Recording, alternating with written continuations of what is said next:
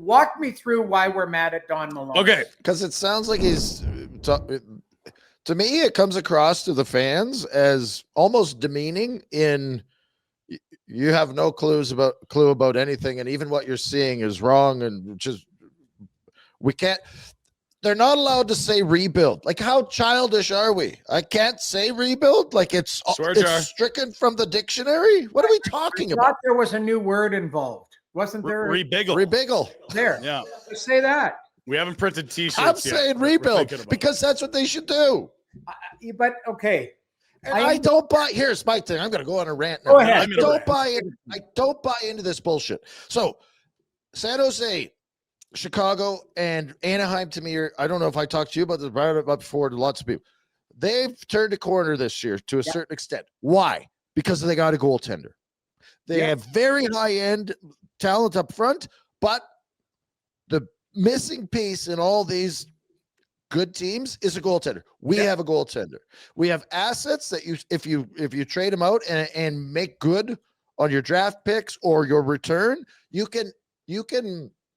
Everyone's talking about a decade of hell in this. No. Move guys, get good players in return, and turn the corner. You've got the goaltender. Get some high-end talent up front. Embrace it and use. They have cap space. If they want to sweeten the deal by eating money, if you don't want to suffer for 7, 8, 10, which only Buffalo's gone decades without playoffs. Only them. Then embrace it and do the right thing and turn the corner faster. You don't have to wallow. You're more likely to wallow continuing to do what you're doing. Correct.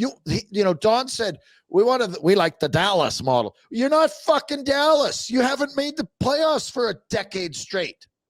You just aren't. It's not even close. You're not Dallas. Everyone would like to be the best drafting team in the NHL, but there's only one. That's the thing. There can't be 32 best drafting teams. Just saying the word Dallas doesn't mean you have a plan. Are you hiring all their scouts? Is Jim Nill all of a sudden running your department? No, they're still there. Are you in Dallas? No. Where the taxes are better and the weather's good? No. You're definitely not Dallas. Dallas. I get it. So let me just interject here really quickly because I hear you. I'm not disagreeing. I have more of a question, a retort. Could you not do what Jeff Gorton did with the Rangers / Montreal? Mm-hmm. Yes, you should be. So then there is a template out there. There is some sample size, and not even look. You could look at San Jose. You can look at Chicago. You can look at Anaheim, but you can also look at organizations that maybe will call it. And I'm not suggesting that Calgary's like that, but the Rangers, Montreal. The Rangers have a unique owner. We'll call the word unique. Okay. Mm-hmm. So you probably didn't want to hear the word rebuild, especially with that market or whatever, but they put out a letter. They put out a letter and said, Payne's coming, but they were able to fast track it. They got Panarin. They got the goaltender. You're right. They ended up with some pieces to build around. Montreal, Jeff Gorton goes there, and they had some pain, but it's like, hey, I was thinking about it yesterday. He inherited some pretty good players, like Mark Bergevin, for whatever people believe. Berge got Nick Suzuki. He stacked that team, yeah. There's a lot of Mark Bergevin's fingerprints on the underbelly of this group before, the great work that they've done in Montreal, and they've done great work there. I believe in Connie. I think it's more, like you said, Don Maloney comes out the other day. Keep in mind, there is a directive from the board, from ownership, and maybe that word is just a swear word to them. But it is. Don't be childish about it. It just sounds so petty. Oh, we can't use that word because we're so high and mighty and professional. What are you talking of? Grow up. So let's put our business hat on, though. The minute you use, and I'm asking Pinder, not you, Rhett, because you and I played for the team, but Pinder, the perception. If you use the word rebuild or put out a letter or just say we're doing it and then you double down and you're talking about it all the time, what does the fan base do? Like, do they not show up consistently Will the attendance shrink? These are legitimate questions I'm asking. I'm not in the know. Keep in mind, I played for the 2001 Calgary Flames where, we had 10, 12,000 people in the building consistently, not the 20, the 19. So, I'm asking you, Pinder, if they come out from a business standpoint and say we're rebuilding, what happens to the business structure of the fan base in the pain that they endure in the 2 years or whatever we're going to look at? Well, certainly for Q4, Q1 next year, and Q2 next year, your revenues are soft. But it would be incredibly short-sighted to not think that people wouldn't buy tickets to watch Keaton Verhoff, Gavin McKenna, or Ivar Stenberg. This organization talks about themselves with an air of success and pedigree that doesn't exist, and the fan base cannot be sold hope with the group they currently have. Your team might be worse next year, but at least you're selling hope if you bring in one of those top 3 picks. Right. And so what I'm frustrated with Don Maloney's statements is that it seems to me if you gave him the option of finishing 10th from the bottom or bottom 3, he'd pick 10th for fear of ruining this, quote, winning culture that he seems to think they have. And that just prolongs what they're afraid of, which is a rebuild. If you get a young superstar in this building next year, you're going to sell more tickets than you are to watch Nazem Kadri at 36, Jonathan Huberdeau at 33, Joel Hanley at 35, Coleman at 34, Uyghur at 32. These are all declining assets. Acknowledge what you are, look in the mirror, look at the standings, look back in the mirror, and understand you can make yourself so much better in the long term if you lean into this position you're in. Yeah, it's a great point, and that's why I wanted to listen to you. Now, let me retort. The names that you just said, name me that list again. Nazem Kadri, Blake Coleman, Jonathan Huberdeau, Uyghur, Hanley. Yep. Are any of those, would you, if you had a crystal ball and said 4 months from now, are any of those players missing from that list because they have been traded? Well, I mean, if you just read Don Maloney's comments, Anderson's the only one leaving, and I didn't have him on my list. He said we need more Nazem Kadri's, not less. So that seems to me, if he had his way, or he's lying through his teeth, but either way, he looks like a dope. You need to move Kadri. You need to. Don't be holding the bag when he's 37 and he's not scoring 30. Yeah. Two of my bigger concerns, Noodles, and I don't know if Jack can find it in time. I just put him on the spot a little bit here. 2 things I've brought up. The message is the message is no good. Don't say anything if that's what you're going to say, because it just doesn't sound good. And then the other thing is, who's driving the bus down there? Because there's a lot of guys in management. And then there's this. I'll read it. I think he's asked about why Craig doesn't have a contract. I think he's been excellent in creating an environment, a culture of being here and proud to play in Calgary. His biggest strength is his relationship with the players, which is excellent. He cares. He knows they care. I think the first year was difficult with the number of good players we had at the end of their contracts. There were 7 UFAs that year. A couple of those guys would probably help us right about now, but we got through it. I think year 2 is strong, yada, yada, yada. But how could you be looking back at that? That comment to me says volumes, that they would have rather, there is some belief, if I'm reading into this, that they would have been just as happy to ride it out with the group that basically said they wanted the F out of here. And wasn't good enough. Yeah. You know what? Now I'm paraphrasing and reading that quote. So what Don is saying is the success of the team hangs on whether Craig Conroy stays around or not. Is that wrong? Well, why does Conroy, we brought it up. Why does he not have a deal? What are they waiting for? How is this? I think I've been saying this. I think that's a miss. Now, maybe he has one sitting on his desk. Yeah, but then sign it and get it done. What are we talking about? We shouldn't have, as fans, I say this all the time. I don't know what a trade that didn't happen. I don't have that information. I can only make my judgments and opinions based on what I see. And what I see right now is a GM without a contract with a whole bunch of other guys around him trying to steer this ship, and he doesn't know. They can't even. And if they have a contract, sign the damn thing.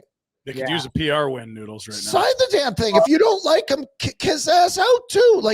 Yeah. I believe in Conroy as well. But if you don't, it's the same as any other GM. Why the F would you want a guy that isn't going to be there long term, writing this into the end of his contract and making trades that you don't believe in? Find another guy that's going to be the captain of the ship. But if he is your captain, give him his contract. Agreed 100%. You guys know I'm on Team Conroy, and I believe he should be there and given the full bandwidth to execute his vision. Do you worry about that? Do you worry about Connie's ability to execute the plan that he wants to have? I don't, if he's given the bandwidth to do it. And that's what I'm asking. Do you think he has the bandwidth? I don't know, because I don't know the inner workings of, like you say, Rhett, we're dealing with what's in front of us. Yeah. I believe Connie's done a great job. Has he had one hand tied behind his back because he's been swimming with an anchor? Yeah.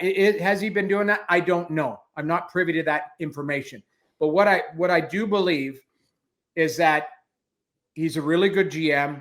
He's created a good culture there. It's not a place where people are dying to get away from.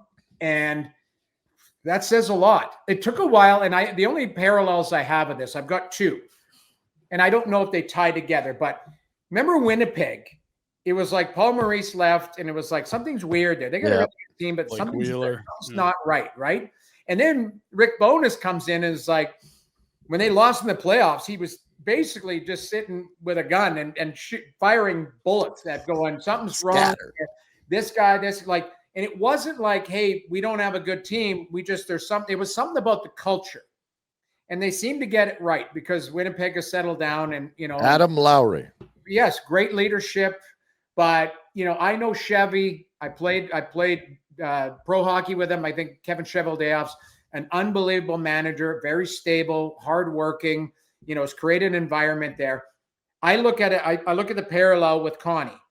We all know him. We all love him, all of that. But I think Connie's created this stable environment where his door's open. I don't think the players feel like they can't go to the manager and talk. Like, I feel there's a real good culture that he's created. So here's why I want to tie it to Buffalo, not Winnipeg. Kevin Adams, by all accounts, like Buffalo, are they open for business? Are they not? I don't know what's going on. But is he allowed to make the moves? Because I think he's a lame duck sitting there too, right? So when you look to inquire about players in Buffalo, or you ask around, it's like, okay, well, is Adams able to make all the decisions by himself? Because Jarmo's there now. They brought in Jarmo Kekalainen as a helper, as a whatever he is, associate manager, whatever his title is. I don't have it in front of me. So, with Craig here in Calgary, he's the guy. He's got a management team. You've got Dave Nonis. You've got Peter Hanlon. You've got who else am I drawing? Brad Pascal and Don Maloney. Donnie Maloney and Brad Pascal. And Donnie's above them. Donnie's the boss. So, when you look at it, they've got a good management team. Are they all on the same page? Has Connie got the band? And you also have Iggy as a special advisor. So you've got good hockey people in there. It's just, are they all on the same page? And then the plan, is there a mandate from the owner coming down that they've got to execute? Like these are the questions I would ask. But I look at it, I don't think it's risen to the level to get to a long-winded answer.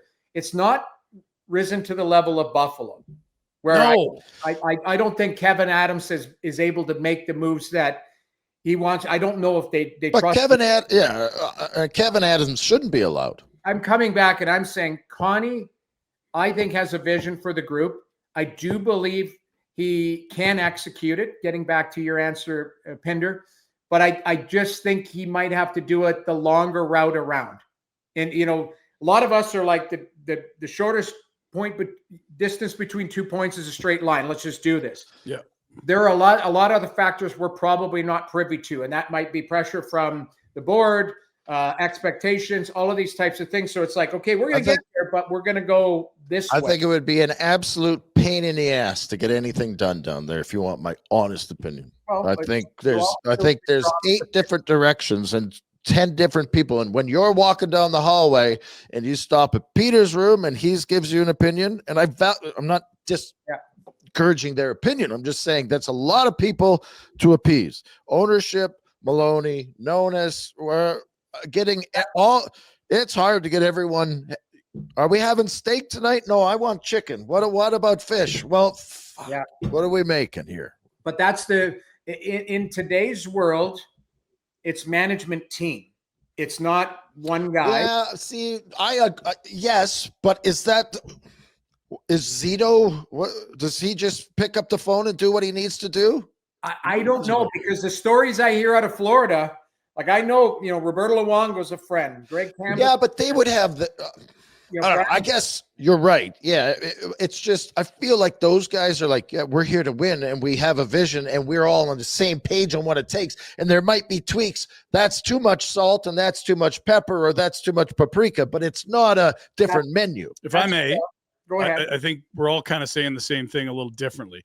It would be tough to say as a fan from what we're looking at without having any access to what their conversations are, to feel like Connie and what Don Maloney said are on the same page. Like Connie's actions look like a guy who's preparing to turn over this roster and give it to younger players. And he's done a really good job through the draft and trades to get them to the spot they're at now. And then you hear Don Maloney speaking, you're like, well, this is the exact opposite. He's regretting trades, it sounds like. And now he's talking about winning culture when they've missed the playoffs 3 years in a row.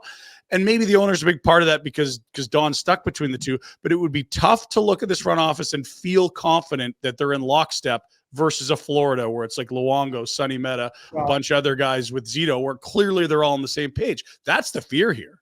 Yeah, and it's a great point. The other thing I believe would probably put people's mind at ease is exactly what the start of this conversation is. Craig Conroy is under contract.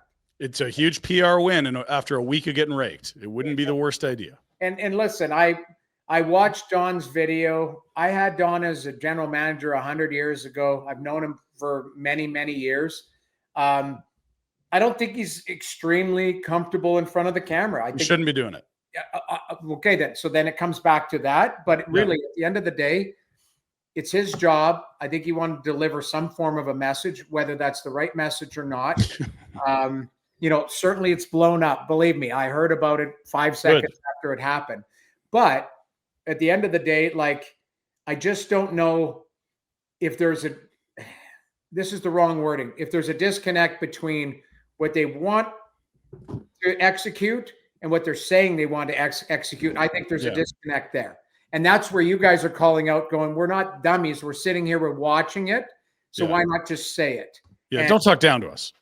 Which is a fan base. But at the end of the day, I think instead of attacking it, like, I would much rather look at actions and go, okay, are the actions matching what they're saying? Because the actions are really what, they're not, Connie's not doubling down after 3 wins in a row going, right. Hey, I'm going after, player X. I think what it is they are doing it the right way, whether the messaging from above is consistent or not. That's where I'm going to stand, because I would agree with that. At the end of the day, we have said that. We said how this is being portrayed and how this is coming across is terrible. Still think they'll do the right thing. But at the end of the day, I still think February comes along and they're like, yeah, we're going to dump these guys because it makes no sense. It might be sooner, though. Like, I think whatever. Yeah. Like, I'm looking around the league, and outside of Colorado, who's literally a wagon and can win any which way. Yeah. Everybody else has been lumped up. And then there are some teams starting to fall by the wayside with injuries and inconsistencies and stuff. But you might see some managers that are desperate and going, okay, I'll pay that price that, remember what I was asking last deadline? I'm going to add another. I'm going to sweeten it even more because I need it now. I'm going to, give you what you want. Now, would you be more fearful on missing out? Like here, I said before you came on, I said, pretty interesting that Vancouver has come out and said, we're listening. Yeah, memo sent out to 31 the exact GMs. opposite kind of message that what Flame and whatever. Again, if the deals happen, it doesn't matter, but it's who makes them. But if Vancouver makes a move and you miss out on moving one of your guys because you're being stubborn, like, is there any concern for that? Okay, so Are you talking on Anderson, maybe Hronek? Somebody grabs Hronek instead of Anderson? Yes. Or are you talking? I'm talking about any of that stuff. I'm talking about it. Oh, well, we're not ready to listen on offers on these guys. We're not actively because we've got a good core and we believe in these and we need more cadres. Well, shit. I know, but I think those are just words. Every manager, like knowing, and Rhett, you talk to these guys. I talk to managers every day. But it looks pretty idiotic if they trade Kadri this week. Like you look like a real asswipe. But if you get your ask, I think everyone's okay with it.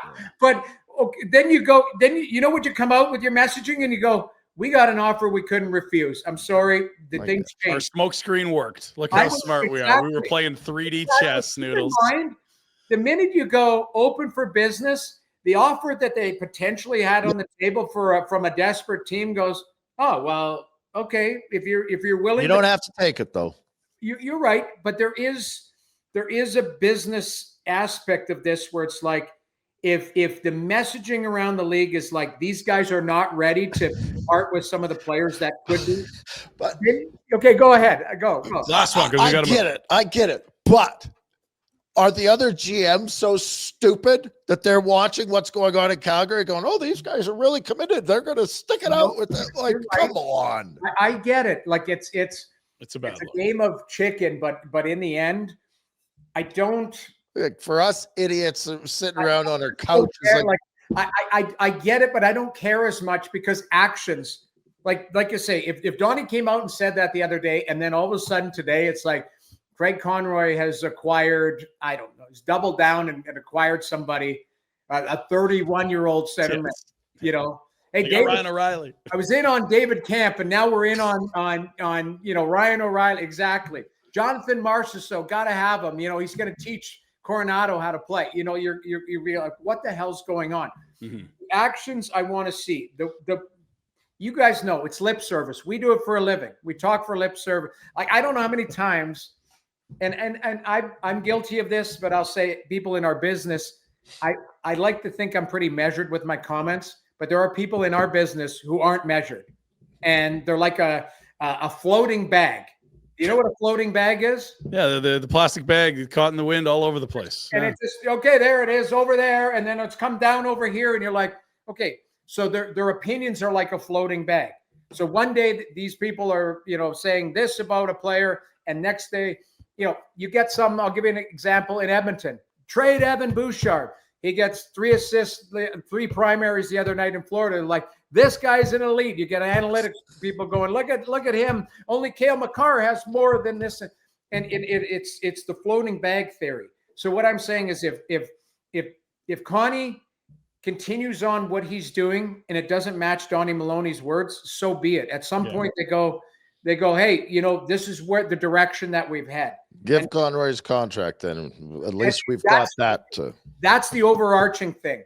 Do I want to see Craig Conroy locked up to a long-term deal so that he can execute a plan and get this team with the new building and everybody excited in that? Absolutely. But I'm on Team Conroy, like you guys know. So I think it's probably, I'm hoping it's only a matter of time.